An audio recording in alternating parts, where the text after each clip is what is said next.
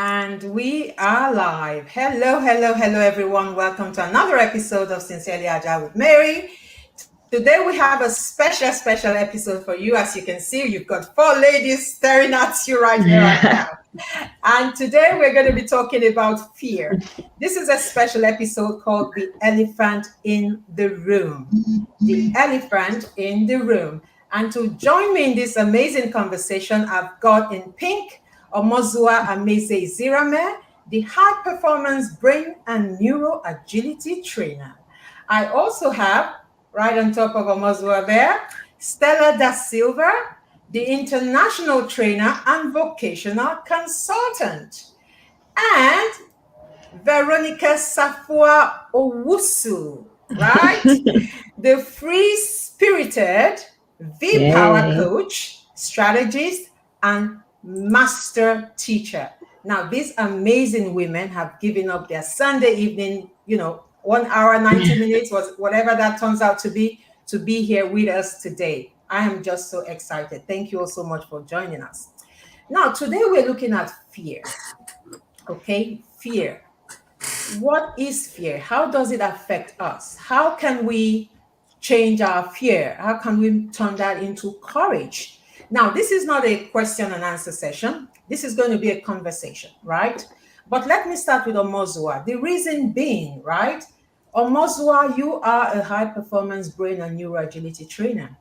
What does fear do to our brains? How does our brain react to fear? If you can just kick off this conversation, that Absolutely. would be amazing. Thank you. First of all, I'll say it's so great to be here with you ladies. Always wonderful to be among powerful, intentional ladies. So, great to be here.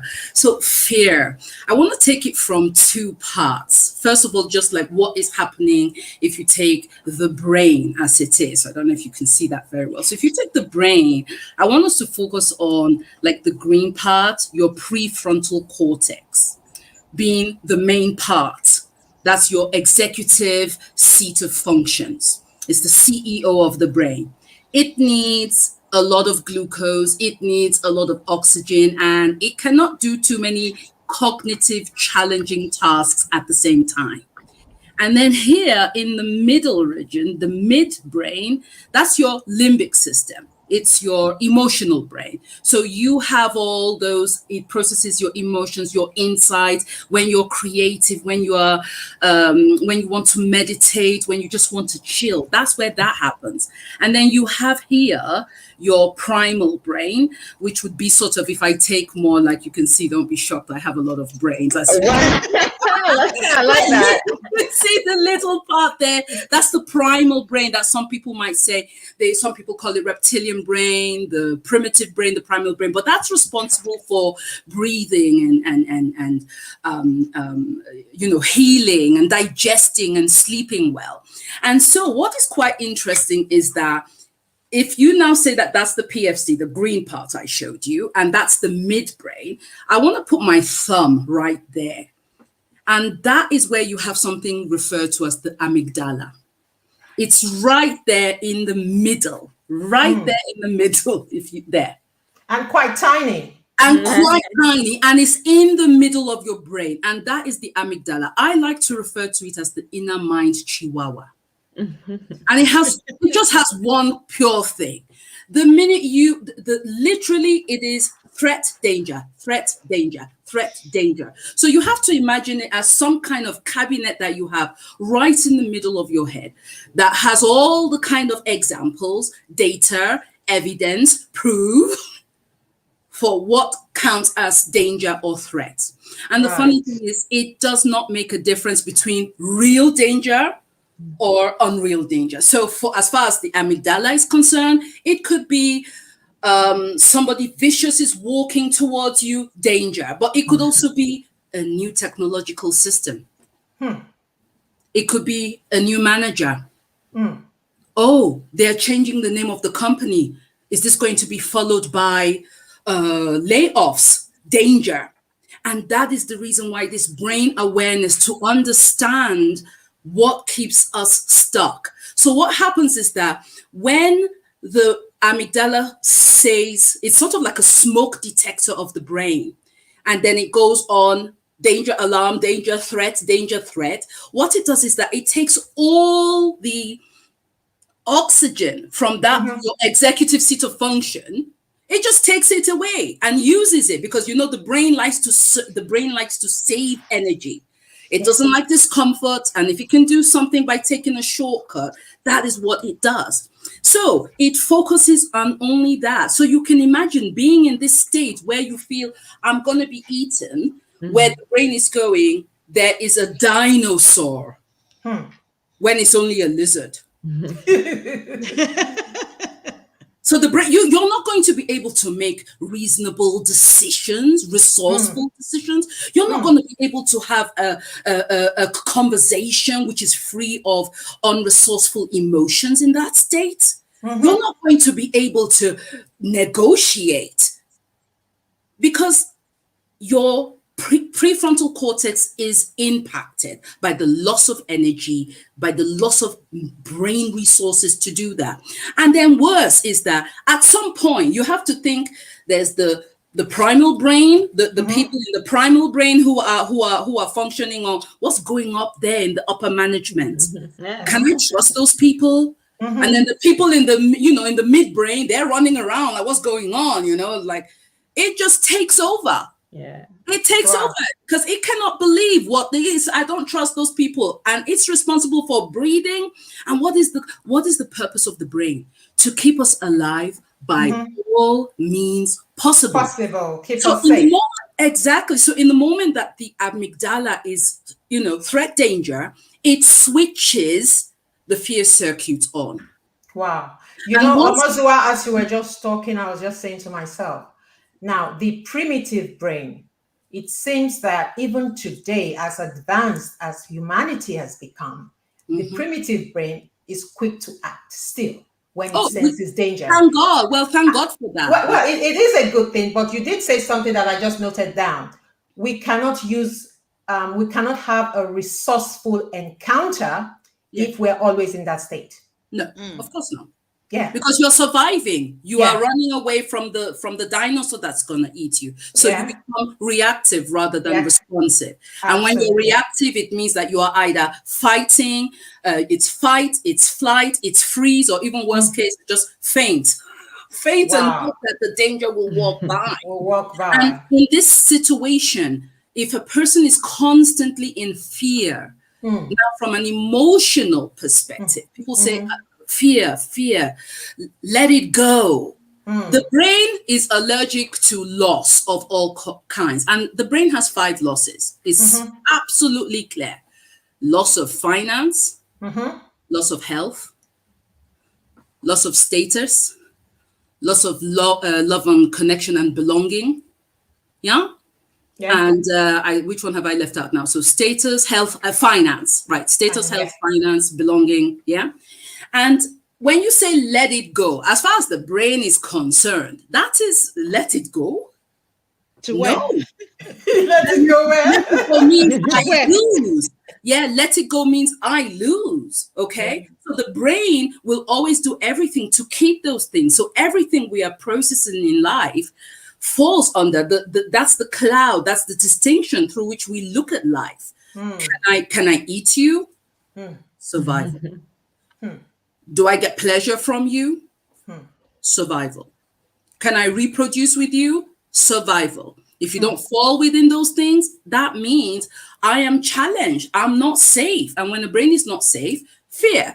The fear circuits set in, and you become reactive. And sometimes you become so reactive that it's detrimental even.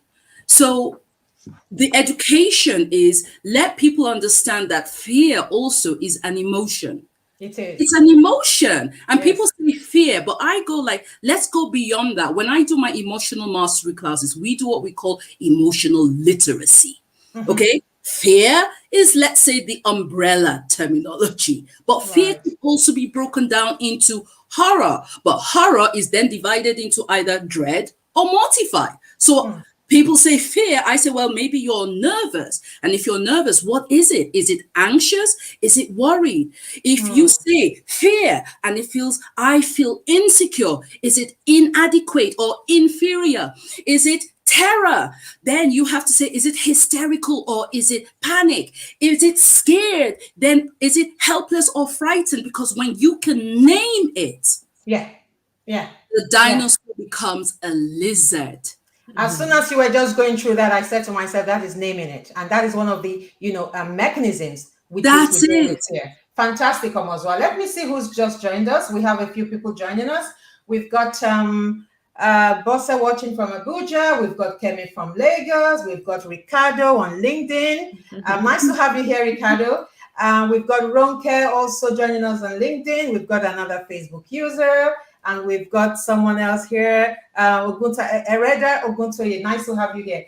Now, we're talking about fear if you're just joining us, and Omozua has very kindly helped explain what this is all about and how our brain deals with fear. Let's hear from you, Stella. Stella, what's your take on fear so far? Talk about the dinosaur now. I have many, sometimes I have many dinosaurs, right? Like literally. And like almost always, when you were talking, I began to think, oh my gosh, it really is about naming it. So, just even personally, it's going to sound such like a random story, but I'm going through dental treatment at the moment and I have a real fear of dentists. Yeah. Really. Yeah. I mean, literally, I pay them extra to knock me out because I don't want to, just the sound of the place, the smell of the place, sometimes the people. But thankfully, I'm working with a really brilliant dentist at the moment where literally before the treatment actually started, my first consultation or my first treatment was literally a one-to-one without any of the equipment coming near me because she needed me to rationalize my fear of what was going to be a 6 appointment treatment for 40 minutes. 40 minutes each time. I'm on my 5th, by the way. Oh boy. And usually by my first appointment, I'm like, oh hell no, I'm not going back. Like never going back. But I had to find a way to conquer this fear. And I think the support network in whatever it is the fear you're going through is also key in different aspects, be it professional, be it personal. So I found like with this lady here in Oman, the fact that she just sat me down, the fact that we just talked, the fact that she allowed me to cry and be totally irrational about my fears, for her to say, okay, are you done? Can I speak now? Can I take you through the process? Where she showed me the x-ray, where she went literally tooth by tooth to explain everything, to explain what she was going to do. She showed me what equipment. She said, once we start the treatment, if at any point I'm feeling discomfort, raise your hand. She allows me to take my headphones in to play music. She works on my breathing technique. So all this, although, now, compare from the first visit to me going now on my 5th visit, I walk in with a bit more confidence. Yes. And it's almost like you said, Amozua, we started off with a huge dinosaur. Yeah. Going into that, into that dental surgery. And now it really is becoming still a big spot, still a big lizard, but it's getting smaller and smaller every time. Yeah, for sure. Wow. Yeah. And she obviously helped you deal with that fear. And it just goes to show also that sometimes when we're afraid, we can reach out to people. People can help us through fear, right? Veronica, what's your take on the subject of fear? Yes, I like to look at it in 2 ways when it comes to fear. As a little 2-year-old child, crying, doesn't want to go to the shop, doesn't want to go out there, and is crying to stay at home. I'm not going anywhere. I'm not moving anywhere. I don't want to go. I don't want to go. And I, the parent, right, I know I'm going to the store. I know when we get there, she's going to love it. I know when we get there, she's going to want all the nice things that are in the store and on the shelves. So I know better. So I need to take charge of that emotional, traumatic child, this 2-year-old who doesn't quite understand what's really going on, and take charge of that and say, we're going. You can cry all you want. We're going. And then I take that crying child in the car. We pack the things, go to the shop. The child stops crying. Oh, I want this, I want that. Oh, it's so lovely here. And the next time we go to the store, I want to go again. She's not crying, right? So that's the way I see fear. Something that you really have to acknowledge, okay, but knowing better, knowing that there is the bigger picture. Where am I aiming towards? My goals, my vision, the ambition, the end in mind, as we say. That helps me master those emotions, right? That 2-year-old crying. Another way I like to see it as a thermostat in the house, right? Usually when we have a home, it's regulated at a certain temperature, so it's nice, cozy, and comfortable. And then when change creeps in, all of a sudden it gets cold. Then the furnace comes on, and it's too hot. And then the thermostat. It's like the police or the sirens go on. It's too hot. It's too hot. And again, you got to stick with it. Let the sirens whine all they want, or let that loud noise go all at once. It will eventually come down. So it's really, at the end of the day, mastering and being aware, self-awareness, looking at the bigger picture and taking fear along with you. Sometimes you just have to take it along with you and see that it was only a make-believe dinosaur. It was really never a dinosaur in the first place. Absolutely. So Never. Yeah. So I'm talking definitely. about make-believe, right? If we look at fear as an acronym, false evidence appearing real, right? We could actually use this as a source of strength. But let me tell you a bit about how I feel about fear. I mean, looking at fear, we can be looking at it from a personal perspective or from a professional perspective. And I'm hoping we can talk a lot about it from a professional perspective as well. Now, from a personal perspective, we all feel fear. Even from a professional perspective, we all feel fear. It is something we will always feel at some point, at some time. We will always feel fear. And fear is no respecter of persons, right? You can be a billionaire and still be afraid, right? Yes, you can be a billionaire and you are at a crossroad. You are afraid. I have been, well, I'm not a billionaire, but I've I was been going at to a say, point where- Mary, talk to me. Hey, this one. I'm not a billionaire, but Yes. Yes. okay, yes, I'm not a billionaire yet. I like that. Very assertive. Now, I've been at a point where I found myself at a crossroad a few years back. And boy, was I afraid.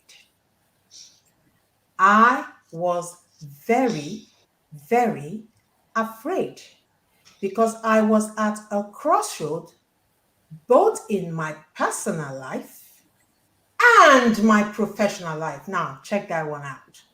It wasn't like everything was okay personally and professionally, things were bad or vice versa.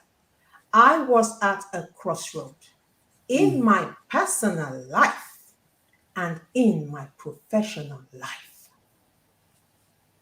I mean, where do you even begin with that? I was down and out. I was scared. I was afraid. But ladies, I tell you, this was how I got out of it. This was how I got out of it. I went back to this. For God has not given me a spirit of fear, but of power and of love and of a sound mind. Now, 3 words here: power, love, sound mind. Those were the 3 things I hung on to. That, you know what? I've got people who love me. And I've got power. I've got the power. I've got the power. Power, yeah. I've got the power. But you see, you might be filled with power and be helpless. Okay? So I was in that state. I was so scared. I was like, how am I going to get out of this?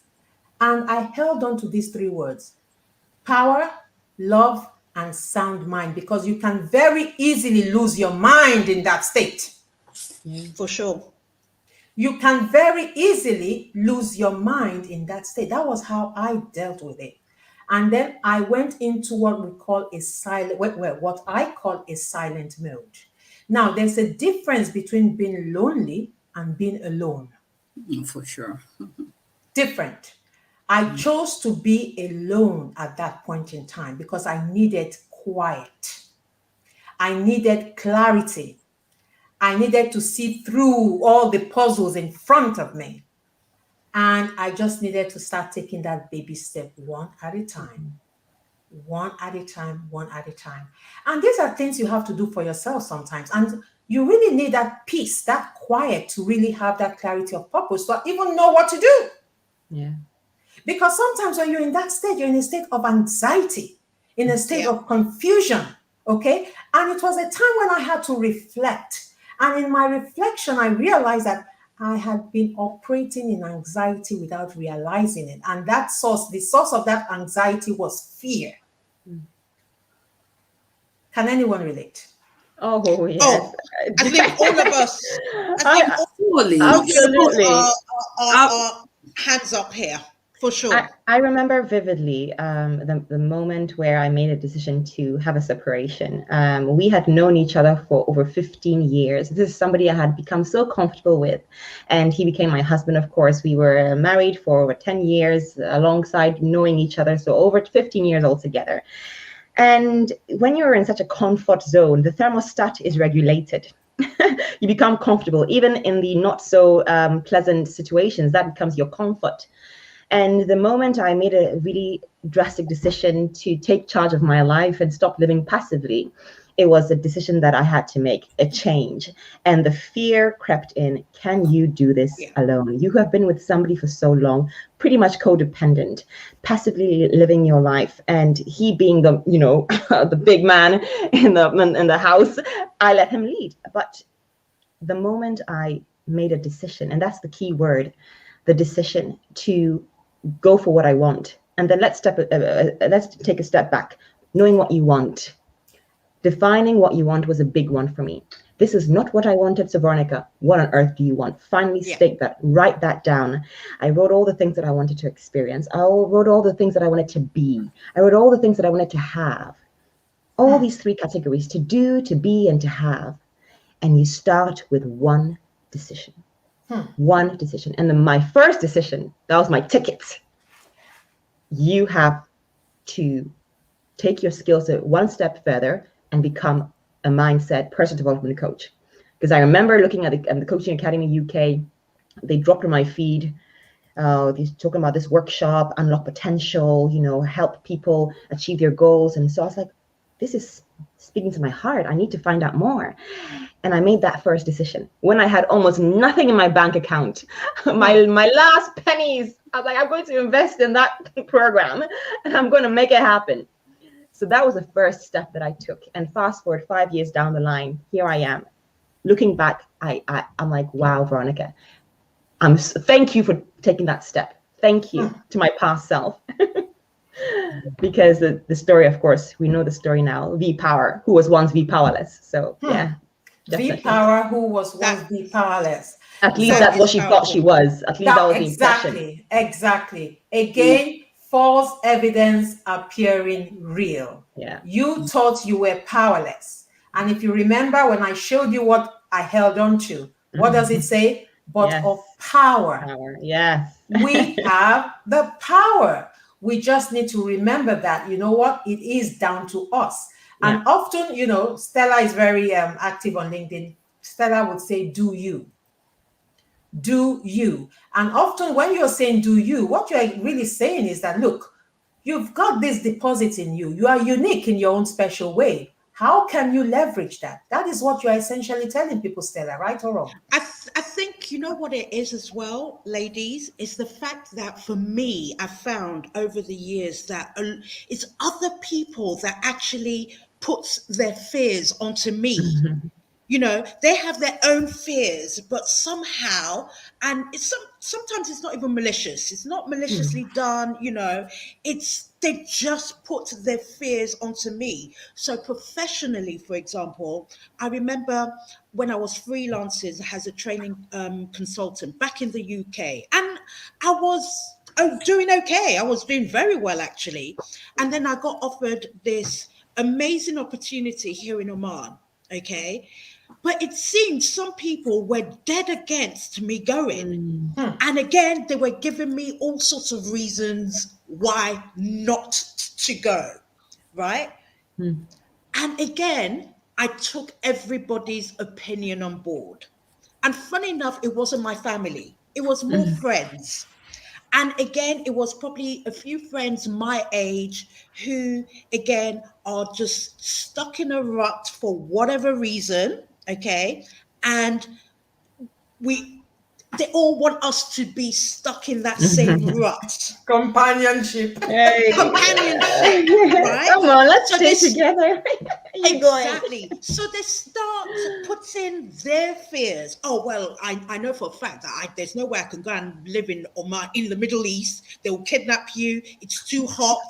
It's too this. It's too expensive. Do you know Arabic? You can't speak the language. All sorts of reasons not to take this job.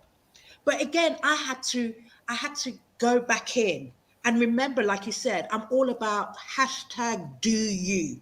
Do what works for you, because what might work for you may not work for me, and vice versa. I always say that, so that with everybody giving me the do's and the don'ts, ultimately I knew that I had the power to make a decision.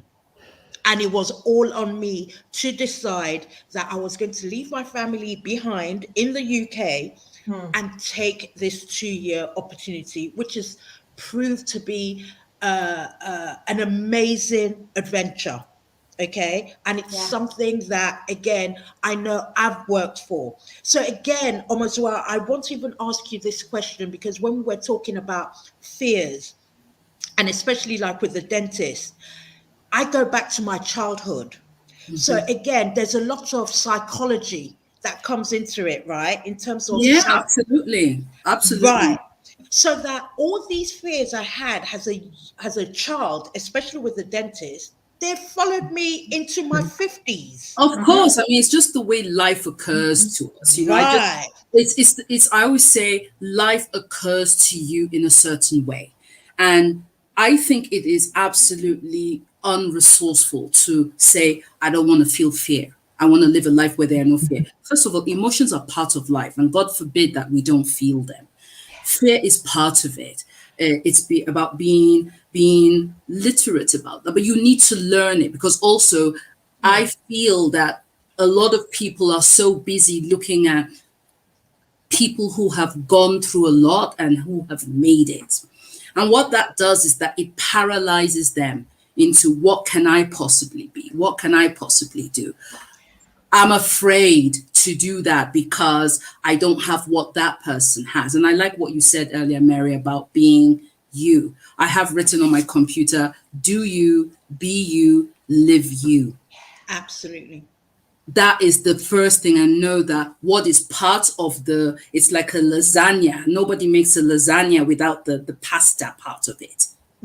It is part of it. And what is so interesting is that the way we are wired as people, our nervous system is wired for comfort and pleasure. However, the essence of what you are as a human is wired for learning and growth, which means that you are always going to be put in a situation where you have to face something new, disruption, change, call it what you want. That can come in a bad way. It can come in a good way. It can come somewhere in the middle. It could be a divorce. It could be a separation. It could be losing your job. It could be getting fired brutally. It can be going through the worst things ever. But you always grow and you always learn something that takes you to whatever your next phase is. And I liked what you said, Stella, about when you want to do something and then you've got all those people who have a lot to say. I just call it rocking the boat. Absolutely. The rocking the boat thing, which is when you decide to do something that another person cannot see themselves doing yet. Absolutely. What happens is that when you say, this is what I'm going to do, I'm going to move to Oman, I'm going to start a business, I'm going to use my last cent to do a training, I'm going to open a business for neuro agility in 2020, the year of Corona. People will say, are you serious? You're rocking the boat. Exactly. And that's okay. It's human for them to know that. I think it's about being also compassionate. I have to be compassionate by understanding that instead of seeing this person as wanting to do evil to me, it's because his boat is being rocked right now. His inner mind chihuahua is barking, danger, threat, danger, threat. We always have to think of the fact that in whatever we're doing, I am a brain talking to a brain. And to bring it on a professional level, you are a leader leading many, many brains. And there is a mission that you want people to go on. And if these brains do not feel safe, you can affirm what you want. You can stand in front of the mirror all day long and say, I'm great, I'm this, I'm that. Wonderful. But these things do not work without the brain in mind, because the brain needs trust. There are chemicals that need to go along here. If I don't trust you, that means my brain is not releasing oxytocin. That means what you are doing is not helping me release oxytocin. Hence, I cannot trust you, and hence I will not go on your mission. No matter how you package it. So we need to, in leadership, in businesses, in organizations, we need to understand that you need to have the brain of those people you're leading in mind. And in families, if you're going to move to Omar, people are like, oh my God, is she going to be kidnapped? Is this the right decision at the end? If you ask them, why are you afraid? Just why are you afraid? Forget me. Why are you afraid? And that's a moment of compassion for them to see, well, I wouldn't do that. Not many people would admit that, right? I don't have the courage to do that. Are you sure? Are you da-da-da? And I go, well, I don't know what's going to happen in the future because I'm not a fortune teller. But what I know is if I allow the world occur to me now as this space of danger, then that means that's what my brain is focused on, and that's where my energy will flow. However, if I just consider life as like the Grand Canyon, and everything is possible, and I'm not loaded, then I can travel with fear, just like Veronica said, because you don't need to travel with fear per se. Emotions, because we are emotional beings. You can't be without. Every emotion has a message. It has a message for you to do something differently. It has a message for you to see maybe that thing that Stella wants to do, maybe I could try it. But that takes being compassionate with yourself, not evaluating and judging yourself. Then you close all possibility of growth. And I remember a time I was so scared. I was like, goodness, what's going to happen if you do this? Your friends are not going to like you anymore. That's also your friends are going to find you strange. What's that thing that you always do? What's that television thing you'd always do on LinkedIn? I'm like, it's not a television thing. It's just, it's just a video. But you see people, it's a dinosaur. It's a dinosaur. And I think that this is so important, because how can the world get better? How can we help people to stop living lives where there's so much cortisol flowing through their body, causing diseases, causing them to burn out, but more, causing them to hurt so bad that they hurt others? Wow. One thing about what you're saying, as I was listening, I just imagined the moments when I was told, you can't do this, or what are you thinking, or who do you think you are? And one thing that really helped me through those moments is, if you have never done anything similar to what I'm trying to do, if you haven't even tried to achieve anything that I want to achieve, you are not in the arena with me. Like Brene Brown said, you have to be in the arena for your opinion to count in my life. And that has really made me to be really mindful of who I listen to, who I aspire, and who inspires me. If you're giving me advice and you've never been in the arena, if you're judging me and you've never been in the arena, you're just a spectator watching and say, oh yeah, look at her, what's she gonna do? Oh yeah, let's watch. Let's see what she's gonna do. Yeah. Then I'm opinion, I respect it. Thank you very much, and I'm very compassionate. Like you said, why are you fearful? Why are you projecting that on me? As long as you're not in the arena with me, your opinion of what I'm doing and who I am and what I'm becoming, I respect it. Thank you. But I also think, sorry, Veronica. No, yeah. Oh, but I also think, from professionally, and, I I know this is probably a bit sensitive, but I'm going to bring it up all the same. Again, I'm doing me, you know me. Yeah. In terms of, I think as Black women and Black women in business, Black women professionally, we always, well, I feel sometimes I'm under pressure to look fearless, right? So again, it's almost sometimes I just have to take a step back and own and be accountable for my fears, for me to be able to rationalize what it is I need to do to move forward. Does that make sense? Because again, the moment I project any sort of fears professionally, like if I've got a doubt about something or doubt about taking action in my workspace, automatically, and I don't know whether it's me thinking that, but sometimes I feel it, so that's why I'm saying it. I get this, you're weak, right? You're weak. And again, in one way, we go about saying, be fearless, we're doing this, we're doing that, we're always going on LinkedIn, this, that, and the other. We're doing videos where, everything is always happy all the time. And like Omazua said, there's got to be a point at some point where you do have to go through certain fears. I know that I had to go through certain fears to be where I am now.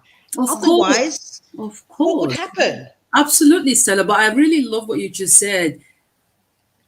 We were not born the way. I just really wanted to be clear because I love people to be empowered and not feel it's only some people that can do it. Yeah, that's really my vision. I really like I don't like people to obsess because when you start obsessing, you limit any possibility. Yeah. Really, you limit growth. That person does it that way, hallelujah. But I really think do it your way and know that part of that formula is that you're going to feel certain things. And all of us, black, white, green, yellow. Well, I don't know if they're yellow. But of course, you get the point. Show the colors of the rainbow. You have to bring them out. I am more humans. Humans are emotional beings, and it's so interesting about the brain because the brain has no gender. The brain has no race. The brain has no culture. The brain, everybody has the brain, and it is so important that we know that your brain is just born this neutral. There's nothingness in it, and then along the years, from your childhood to your adolescence to your adulthood, there is a whole source of input that fills you up to be who you are. And absolutely. I love what you just said, Stella, about thinking, feeling, and then thinking that or deciding or declaring it is the external world doing that to me.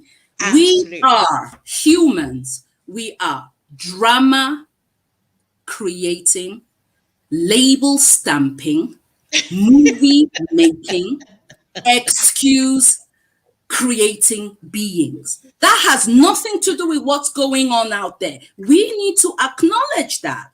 Because also I think whether you're a black woman or a white woman or a whatever woman, I'm sorry, if you do not address your stories of how the world occurs to you and how you have ended up becoming the person that you portray, it doesn't matter what's going out there. It's here that you need to deal with that. You need to say, I feel. Feeling is a chemical reaction. Your body feels something. Give it 90 seconds and it'll go away. Absolutely. Absolutely. But the thing is that other people don't want you to, exactly. Other people don't want you to have that fear or don't, literally. I say this from a professional standpoint because, I've gone through it even on LinkedIn when we were going through the whole Black Lives Matter. Okay. And I was putting a lot of content on LinkedIn on Black Lives Matter because I had certain fears. I had certain fears for my well-being, my mental well-being at that point, right? I had fears for my family. I had fears for my nieces and nephews who go to school. And I was articulating that on LinkedIn. But there were so many people who were trying to stamp and suppress my fears, literally saying I had no right to express those fears. Invalidate your fears. That's the word I was looking for. That's it. Yeah, no. If your brain is telling you, I see a dinosaur, the last thing the brain wants to hear is it's not true. It's a lizard. Let it go. It's not there. Let it go. No, that's not going to work. Yeah. When you need to acknowledge every emotion. You need to acknowledge, this is what I feel. Yeah, I think self-awareness is a big part here. Yeah, it's not what I am, it's what I feel. And now let me ask power questions that will help me to really look at what it is I feel. And what is the danger? What are the ups? What are the downs? And what are the mids? And I think that is, and nobody can say you're afraid. What are you afraid of? Be strong. Yeah, be strong. Seriously, that's vocabulary. The brain just doesn't know that. Be strong to the brain. You know, when you say be strong, the brain goes, sorry, that's going to cost me energy. I know. A lot of energy. And you know, I have a question. Yes, please. So it's about, when it comes, because you said we have to know what we are, right? Who I am and what I am, and right, all those things. When you're expressing these emotions, acknowledging them, I think really when it comes to who am I have to identify who I'm not or what I'm not. To know who I am, because ultimately when we know who we are and we have that highest enlightened consciousness of who we are, because we know who we are not or what we are not, then we can be everything that we are, because we know what I am not. I'm not my emotions. I know I'm experiencing them. I'm aware of them, but I'm not them. I'm not identified by them. Yes, and I'm expressing them, and I talk about them, and I acknowledge them, and I'm aware of them. I am the observer. I observe these emotions of anger, of fear, of love, and all these things. They're all emotions. Yeah. So when I can create a distance and create an energy kind of gap between the emotions I'm feeling and who I am, the observer, watching these emotions, I can have a better state of mind to respond to them more appropriately. When we are not. That's the word, Veronica. You just said observe. You said observe. Yes. That's the thing. Now, in school, when you see a gang of kids beating a little child, that's because they have not learned to observe it, right? Oh, yeah. You've done the work. Years. So that's why you are where you are now. That's why you are able to do what you are. But the truth is, people are not brought up to feel emotions. People are not brought up to talk about emotions. People are not allowed to feel. You can feel whatever you feel, but don't even talk about you having feelings. And that is the reality. And that's the also truth. Cultural. Yes. That's also and because cultural people don't know, the people don't know how to navigate emotions. They don't have emotional literacy to say fear. They just say fear. Yeah, but fear could be horror. Yes, and that's where I was getting to. Exactly. They are not aware. And yes, I wasn't born with all the information that I have now.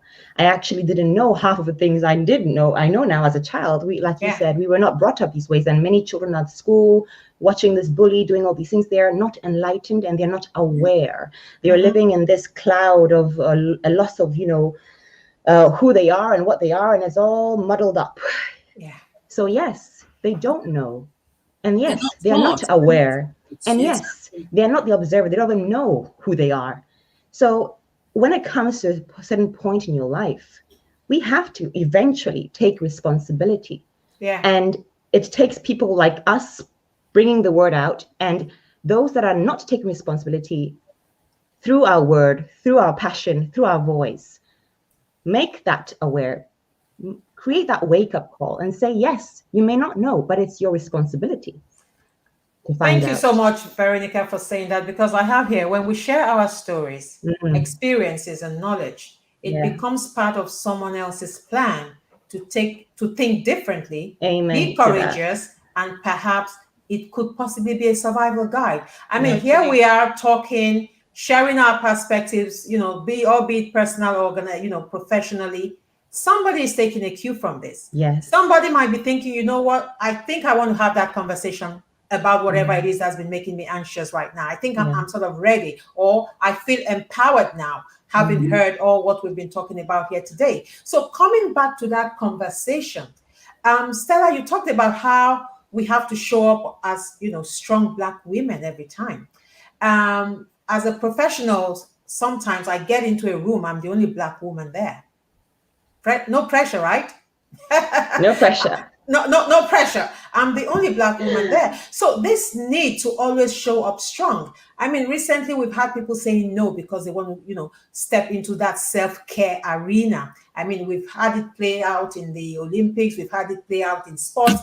People coming into their own and finally saying, you know what, enough already. And they should have the right to do that, right? I think, you know what, as well, with all of that, because again, we all go through different stages in our lives. Yeah. And again, for what you said, Veronica, I loved what you said, because again, it takes years. And it really takes years of really wanting to get to know you, right? To be able to then, say the things that you said. Yeah. Because you've obviously gone inwards, right? But I also think with that, we are also the creator of a lot of our fears. Let's be honest. Drama making, as I said, drama making, label making, We are the creators of our own fears. Absolutely. And sometimes, a lot of the time, even when I'm working with clients, especially, and let me give you an example. Again, Veronica, we see Veronica on LinkedIn, right? Doing her dancing, right? And she does it brilliantly, and she embeds it with brilliant content. And every time I see Veronica's videos of her dancing, I always think, I just wish I could get in front of a camera and do exactly the same thing. And it's really weird. It's going to sound like really stupid right now, but I have a real fear of just pointing a video at myself and doing a video. I don't put video content of myself out on social media, right? Because I have a real fear.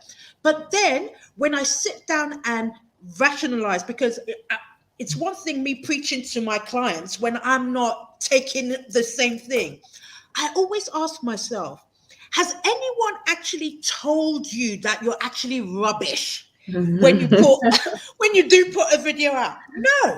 No one has actually said that. But it's me, right? Yeah. So this is what conversation is the choo-choo, is the train that you keep on going on and on. And that's what I mean. Absolutely. And that's what I mean by us being the creator. So I'm the creator of that fear. So now it's down to what Veronica was saying. It's now down to me to break that barrier. You can't help me. Veronica can't help me. Mary, you can't help me. None of your audience with the wise words can help me overcome that particular fear. It's going to be you have to come to a point where you have to deal with it. Like Veronica said earlier on, you have to identify it, and you have to, come up with a strategy of how you want to deal with it. I mean, talking about fear, Stella, talking about video, talking about fear. I mean, starting Sincerely Agile with Mary wasn't without fear. I've said this before. And we talked about this. We talked about it, right? It wasn't without fear, but I knew what I wanted to do. I've always wanted to share content. I've always wanted to empower people. And for crying out loud, I have the medium to do it right now. Yeah. I tell you, as far back as 1995, when I was doing my degree in information technology, and I saw the power of technology. As far back as then, I made a promise to myself that I'm going to use this to impact the world. Yeah. But here I am, how many years later, I was even afraid to start. I was afraid to start. So fear is so real. But is it always a negative emotion? The answer is no. It's not negative. Can we call it? It is an emotion. An emotion that has two sides. It can be resourceful and it can be unresourceful, and it can lead you higher, but it can lead you down if you, like you've been pointing out here, don't have this awareness and just exercise your power of choice. No matter who you are. No, you don't have to be a billionaire. You don't have to have a famous family. You don't have to be whatever. You can just be you. Don't question who you is. Just Is that English? Anywho.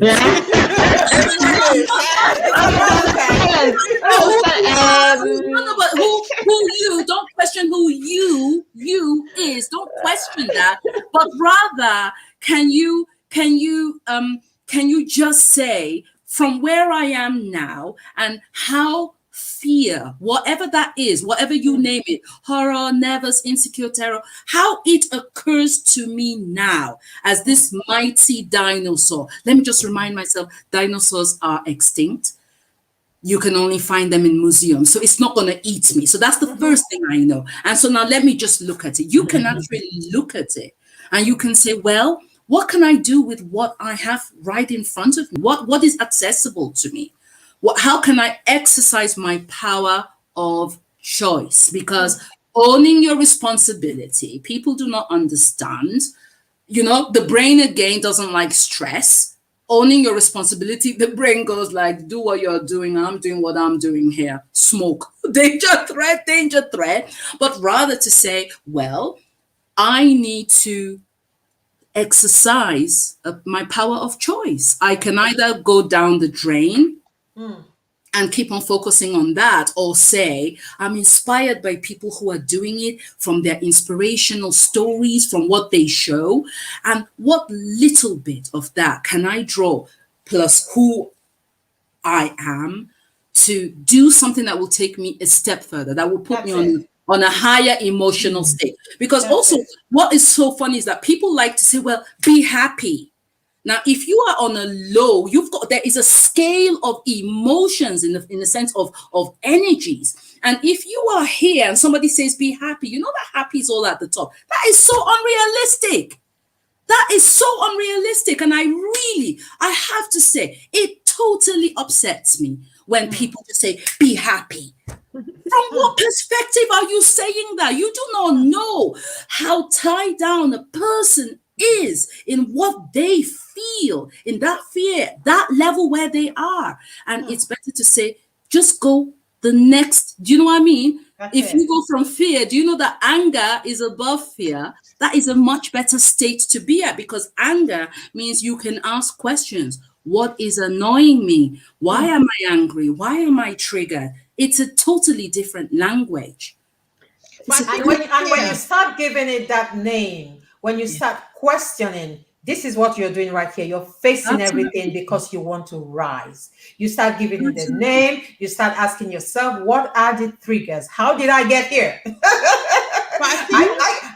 got to that point of anger. I went from, being face down and in my rut, and then I became very angry. But I wasn't angry with anybody. I was angry with me, with moi. Oh, whoever you're angry with, Mary. I wasn't angry with anybody. I was angry with me. You can do something about it. When you are fearful, that is a much, and let us acknowledge it. Let us acknowledge it. When somebody feels fear, it is a totally different drive that you need to get out of that. When you're angry, you can ask questions, for goodness sake. You can ask. You can do something about it. Absolutely. You can ask yourself a whole lot of questions. How did I get here? What happened to me? What am I going through right now? What's the next little thing? And I like the way you said that little thing. What is that little thing? What is that baby step that I need to take right now? And for me, the first thing I needed to do was just to be quiet. I just needed to be quiet. I just needed to be alone and to face it all head on. And I came up with a plan and I started to execute. But the thing with fear is also, I think a lot of us over time have just associated fear with negativity. Yes. Automatically, right? Fear, negative. And again, like Omazua was saying,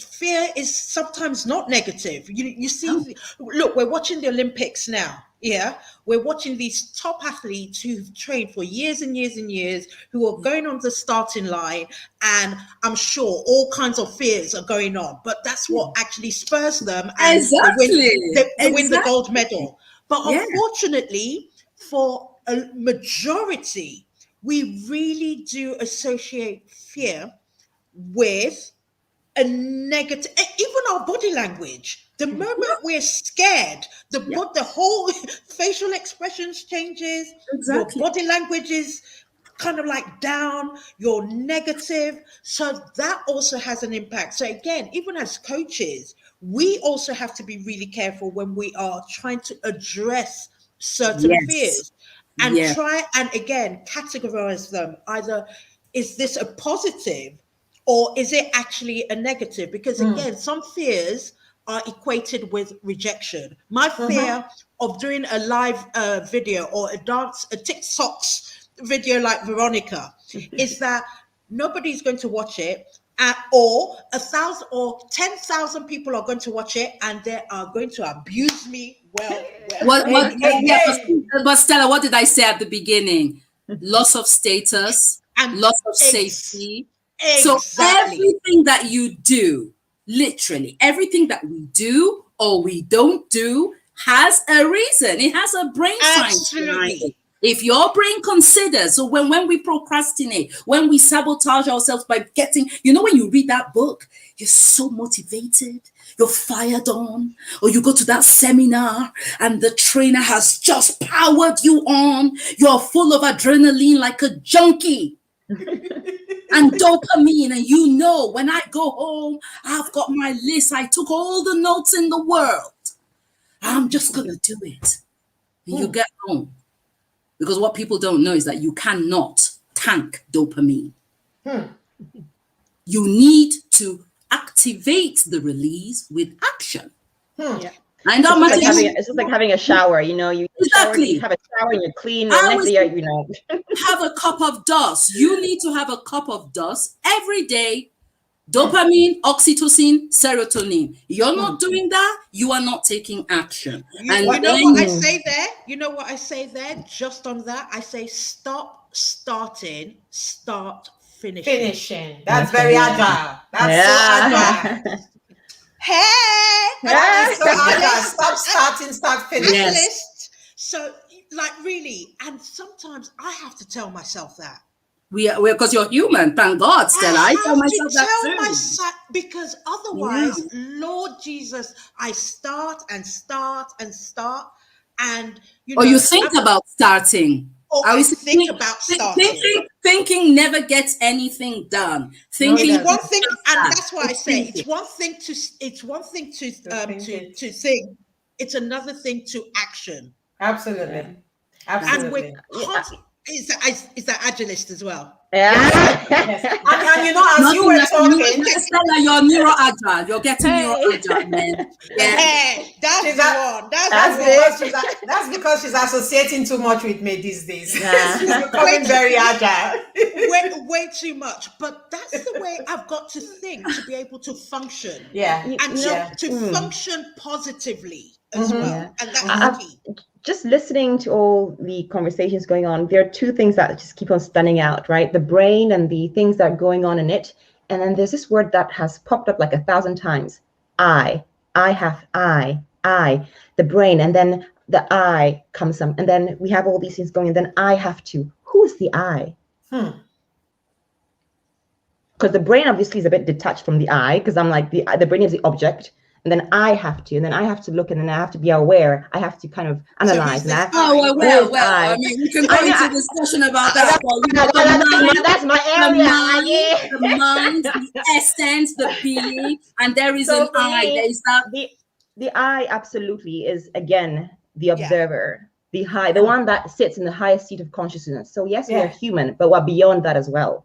In my own experience. We are the essence, right? So yes, so we're the human beings. Yes, that's a big part. We cannot exist without the body and the mind and all that operates it and all that gives us this life. But the mind is above the human being. Absolutely. So when we talk about the I, it's really a powerful word and a powerful state of being when we acknowledge that I must do something about it. I must build that awareness. I must ask those questions and question what's going on in my mind and build that awareness and educate myself. So when we come from a space of I, it's really empowering. So I'm just bringing to light the words I'm hearing from your conversation. I think that's really important that we should empower people to say, don't look at yourself, even yourself, empower people yourself. Start saying more.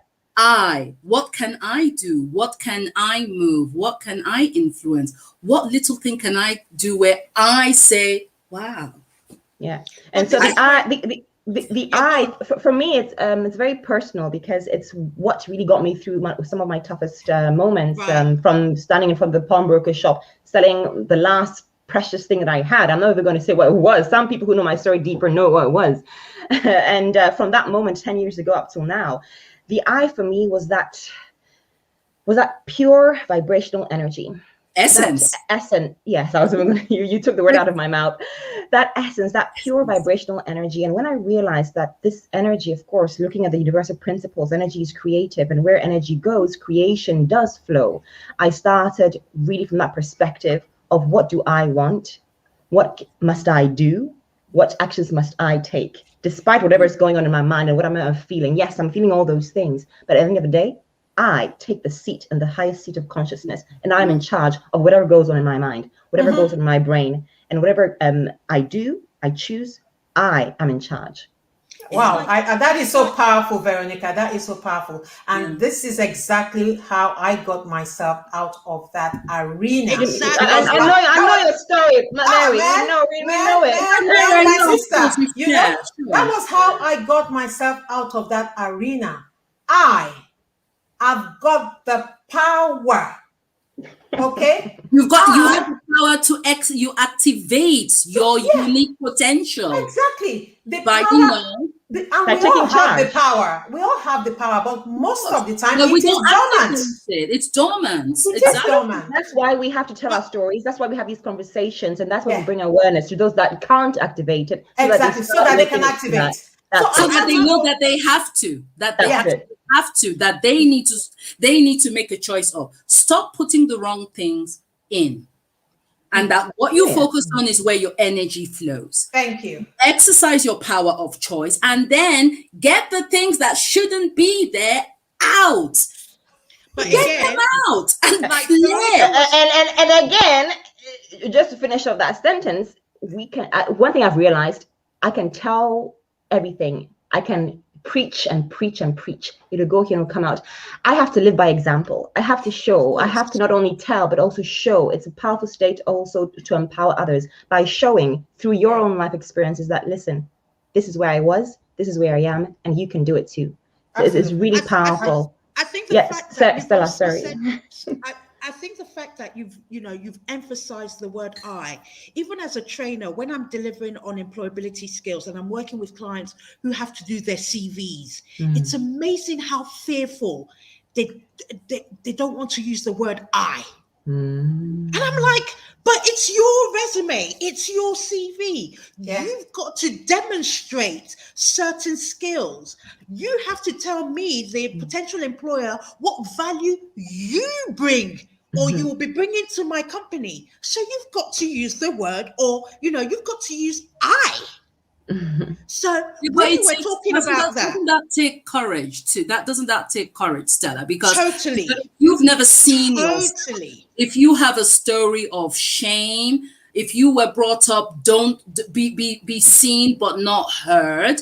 As an adult, that does hinder you from putting I out to build my business, putting I out to do my video, putting I out to even put a written text wherever, putting I out to ask for a raise. That is a big thing. And when people don't have emotional agility, and when people don't know that, wow, everything that inspires me, don't you like it when you hear something courageous and you just feel inspired, but you actually need to activate it in yourself, and you can actually feel more of it. You don't only need to always put YouTube on to listen to some power 1 hour speech. That's wonderful, because your brain will automatically say, I like what I'm hearing. Oh, yeah, wonderful. Dopamine. But what happens? Let's be honest. You've gone to the greatest training on earth, but then you leave it. You've got all your notes. You go home, and then you're still thinking about it. What happens 3 days after this training? Sometimes if people say, where is the note? You're like, hold on a moment. Let me go check. I knew I wrote it because you don't even know where the notes are. A lot of the time, even with this training, I use in terms of fear, it's fear of missing out. This FOMO that keeps going out. right? Because Veronica will now tell me, come on, there's this correct training. I don't know anything about it, but yeah, because she's now telling me, I'm thinking I've got this fear of missing out. Let me just, and hence why you're now saying, Omozua, I will now go to this meeting, all excited, dopamines and endorphins and whatever. Yes. Write novel in notes. Of course. Okay. Take it With home. markers, right? You have markers, yellow, all different colors, and stickers, but it And has no nothing. action.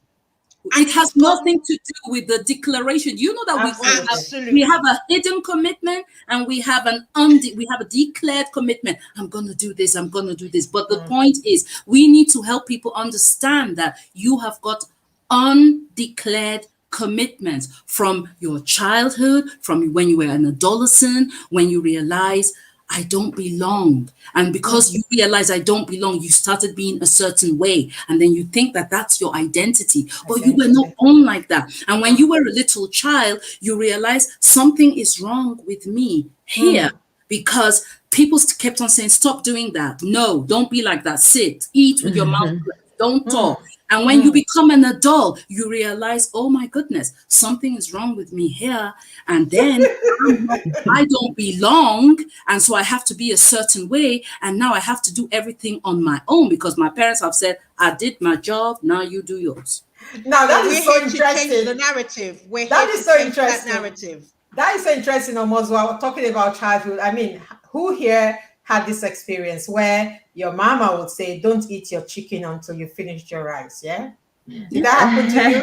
Probably happened to everybody, right? Yes. Now, Until this day, we eat the rice first till we go to the meat. thank you. But I I mix it. I eat the No. chicken and the rice No, together. no, no, no, no, My father no. always said the Veronica, chicken it depends on how good the meat looks. If the meat is roasted properly, believe Save me, it to you will last. eat it last. You know, watch it, the Ghanaian watch it. Listen, I've been it melts in your mouth. I'll mix it with the rice. I don't know. Oh, you eat a little bit. You eat a little bit. yeah. Oh, but yes. you still Yes. leave a little for the last. Oh, yes. But this is so interesting. I'm just trying to emphasize what Omozua was saying. For a very long time, I would eat my rice before I ever touch my chicken or my beef or whatever. One day, listen to this. One day, I now said to myself, Mary, your mama is in here. Okay, you are the one that went to the market, made the stew, bought the chicken. Eat the chicken. Do it your way, you know. Yeah. Do it your way. I mean, we're laughing about this. We're laughing about this, but I mean, that's just rice and chicken we're laughing about right now. But it's a good what example. else? What good else has this done to us? Yeah. Fear, you know. What I think has fear denied us of? It's a big question, and that is why we're having this conversation. We're not just having this conversation for the fun of it. I mean, Grace is saying here, we all have the power sitting dormant for the most part, but sometimes it takes tragedy, pain, and even joy to activate it. Because like you said, Omozua, you go to this training session, you are all hyped up, but where's the plan for the action? Now, for those of you watching right now, we really hope that you're taking stuff away from here, and we really hope that you can act on it. Now, talking about acting on it, start small. Put on that agility hat. Start small. Ask yourself, what is that baby step that I can take that will yield that tiny result that will contribute to the ultimate result that I'm looking for? I mean, if you want to read a book, you start with the introduction, right? And then you move on to chapter 1. Yeah. Look at it from that perspective. What can I do now that is within my power and that I have the resources to do? I keep coming back to power because we have the power. I keep coming back to that because we do have it. You see, for the most part, sometimes we're always thinking of what is missing instead of talking or thinking about what exists. And what exists often is there in abundance. Yeah. In abundance, we just need to look inward, like Veronica said. Let's be aware. Let's be an observer and get into a quiet space for a while. Move away. Get into a quiet space. You know, don't take visitors for a while. Don't go visiting for a while so that you can really get into your own. That works for me. It may not work for everybody. Some people probably need to be in a noisy environment to really get their stuff together. I need to be by myself, And I'm an expert at doing that. I'm an expert at that. What else? And we see that also that environment trumps will. That's another thing, because you can motivate yourself and you can really be ready, but I think that your environment, if you're constantly exposed to what puts you down, what doesn't boost you, makes you spend energy thinking of things that will not help you. I think there's part of your environment that you can sort of find a healthy way to deal with them when it comes to, say, family. But then I think in the circle of friends, I spent a little bit of last year just saying, I think you and I have come to our last conversation, let's say for the next, 3-4 years. And people go, are you serious? You don't want to talk to me anymore? I'm like, I learned something, which is that you can love from a distance. Yeah, for sure. I love you as a human, but I just feel that when I talk to you, or when I listen to you, or when you give me your idea of life as it occurs to you, you do not take into account that life occurs to me in a certain way. In a different way. When your structure doesn't seem happy because I am rocking your boat and you actually think it's about you.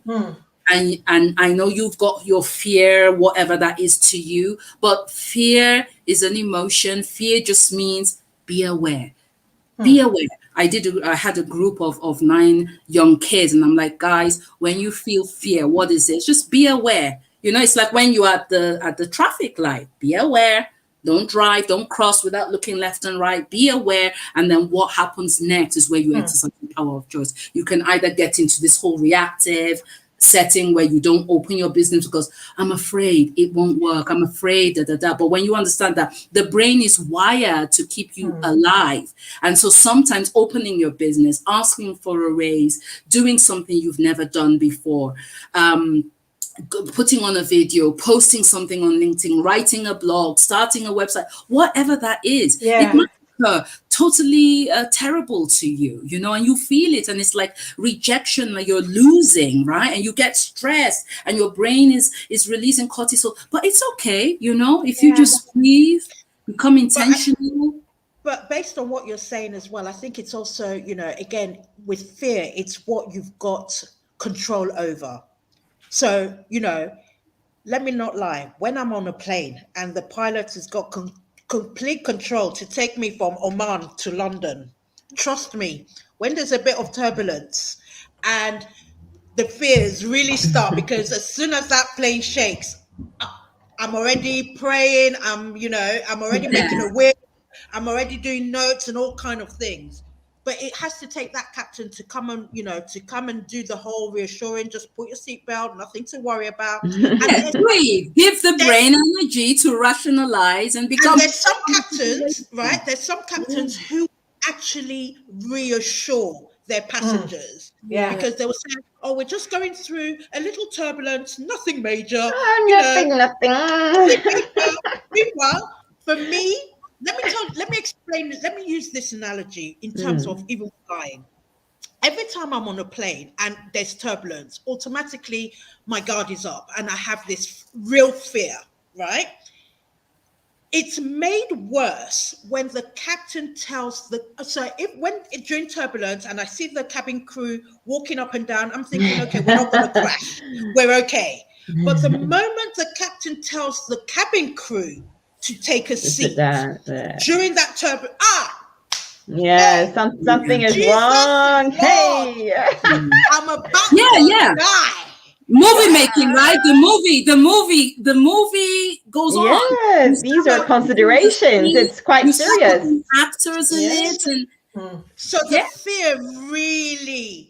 It always feels real. That's what we're saying here, isn't it? Yeah, we'll know it's real when the plane starts crashing. That's when it's real. There you go. But now, let's panic. But that's real. At that point of the captain saying, cabin crew, it triggers something. No, the plane is already crashing in Let's my see, mind. exactly, right there. No, I mean, how the movie goes, man. It could be an action movie for you. I remember once I was in Barcelona, and the plane didn't start, it didn't take off, and you start looking outside, and there were, these little trucks going around, and we've got a technical problem. We're just checking. I'm like, technical problem, and there was a family, 2 kids, mom and dad, and they were very young, and they were like, look, we are the last people of our family, we need to get off this plane. What did Omosu do? I'm like, please excuse me, could you just get out for a moment? Madam, sit down. I said, no, those people, what did they just say? They're the last of their family, they're leaving, you're letting them off. I'm getting off too. I'm not the last of my family, but I'm the only Omosu. Yes, I want to get. They said, look, you are causing a panic. I said, I am causing a panic. Of all people, me. We've been sitting here for 40 minutes, and we can see we are not blind. We are not blind. What is the technical problem that you people are dealing? Don't you think it's better we get on a totally different plane? I've watched movies. I've watched too many movies. But almost on the set, in the same light, again, using this analogy, and especially when you're talking about fear. When you first get on an aircraft, the very first thing the captain says when they're going through the emergency is, in the event of an emergency, right? That oxygen mask has to come down, and you have to put it on yourself before you put it on anybody else. And that includes your children and your family, because you have to be alive to hopefully save your children, right? Absolutely. So again, when you're thinking about fear, that's another analogy that I use, that you have to put that oxygen mask on you.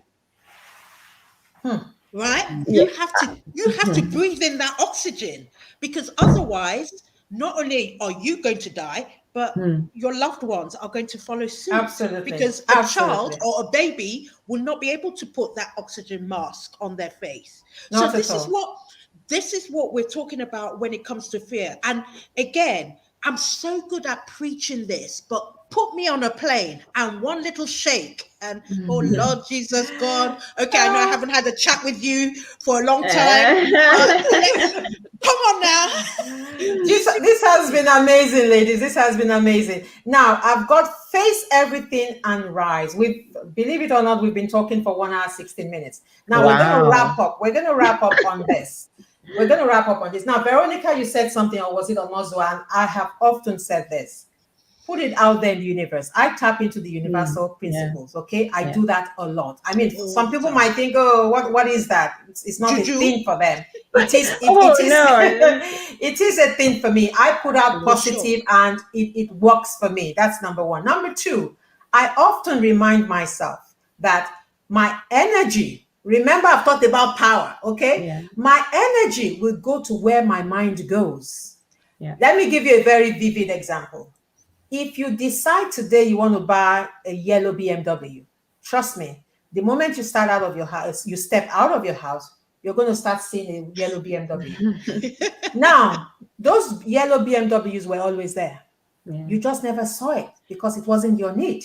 So the moment you have it in your consciousness, I'm telling you, you turn left, you see a yellow BM. You turn right, you see a yellow BM.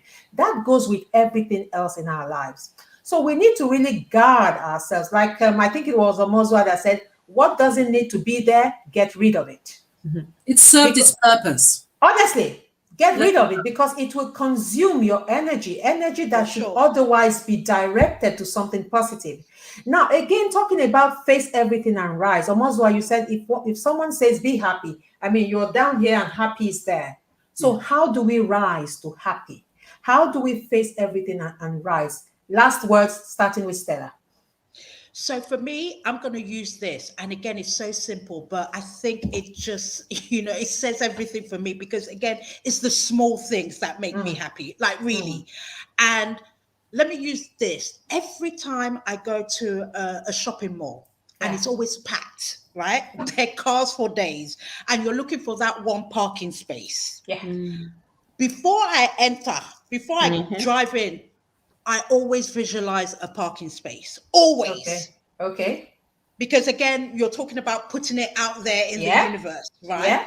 I always, and guaranteed, the moment I have that in my mind, within 2 minutes of a packed shopping mall, I will get that parking space. And I'm telling you, I'm doing a Veronica in my car. I'm doing my TikTok. So now my name has become a verb. I'm doing Veronica. And Absolutely. I am doing a Veronica in my car. Like literally dancing, because in that moment I have risen. Absolutely. Right? In that moment I have risen, because again, if I don't visualize it, I have this fear that I will not get that parking. Because I'm already putting that fear of, oh, it's so busy, I'm not going to get this parking space. And lo and behold, I will not get that parking space. But the moment I change my brain, Omazua, the moment I change my brain to think and visualize that parking space, oh my God. And every time it happens, I smile. I turn up that music, I do a little dance, and I go, God is good. So we need to reframe. It's literally all about reframing. Yeah, absolutely. We need to reframe. Thank you so much, Stella. Omozua. For me, I'd say start everything with the brain. Know that you're a brain, and know that you're talking to a brain. And that everything that goes for your brain goes for the other brain too. If you get triggered, always have in mind that the mind that you're talking to, or the brain that you're talking to, can also get triggered. And that what may be a tiny step for me is not a tiny step for another person. So that also not to think that, sure, I'm sharing what I do, how I succeed, but again, everybody, life occurs to them differently. And so to be happy, I'm very careful of saying I want to be happy, because it depends on what level I am on the emotional scale.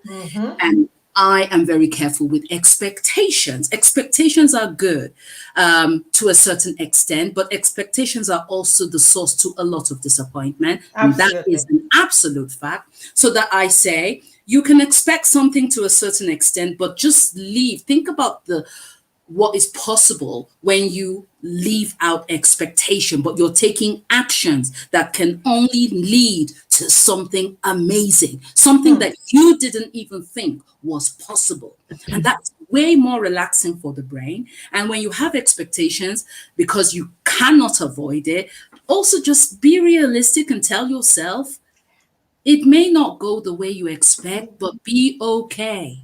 You're okay. It's okay. It's really important, because remember, we are talking of being in a state of fear, and happy is up there.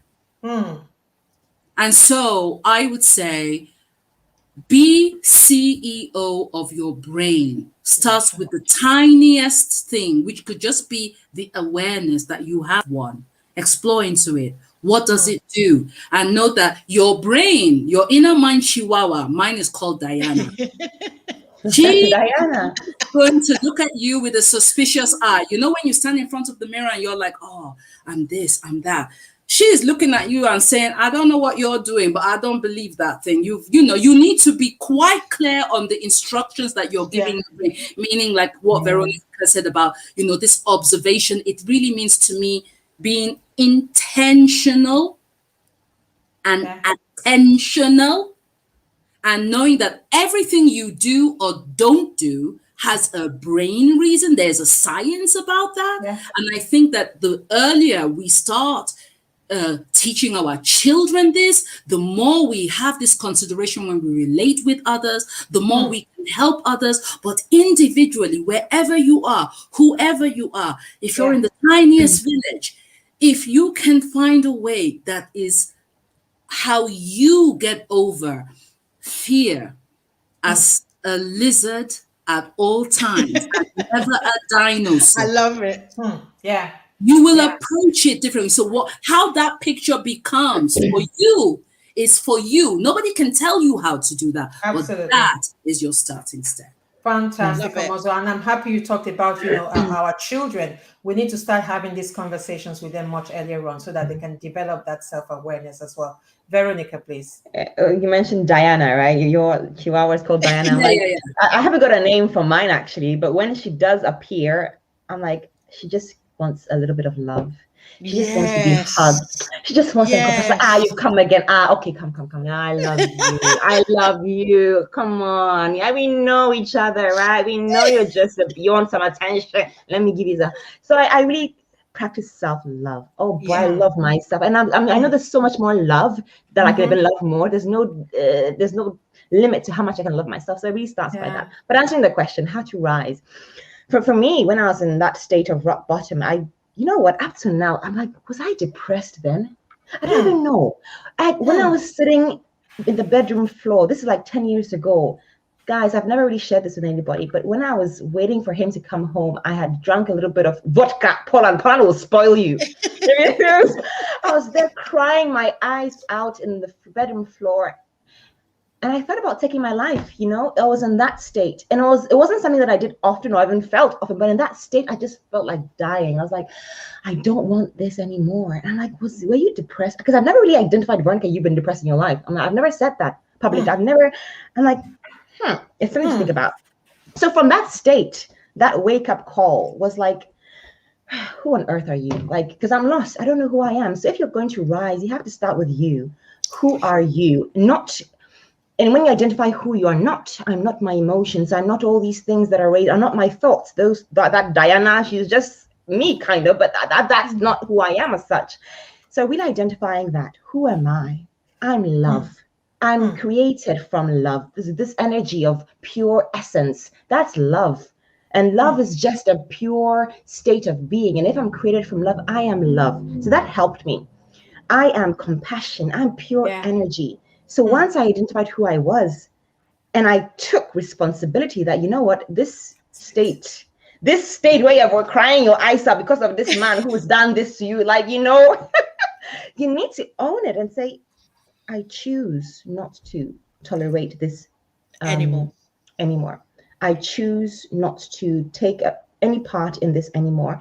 And then you answer the tough question. What do you want? What do you want? Now that you know who you are, I'm this vibrational energy, I'm pure energy, creative. That means I can create anything and I can destroy anything. Absolutely. Right? Absolutely. But I can create anything. So what do I want? So I started with that, and I took, like you said, the first step, make that decision. I started reading. I immersed myself in personal development. I was planting and sowing seeds.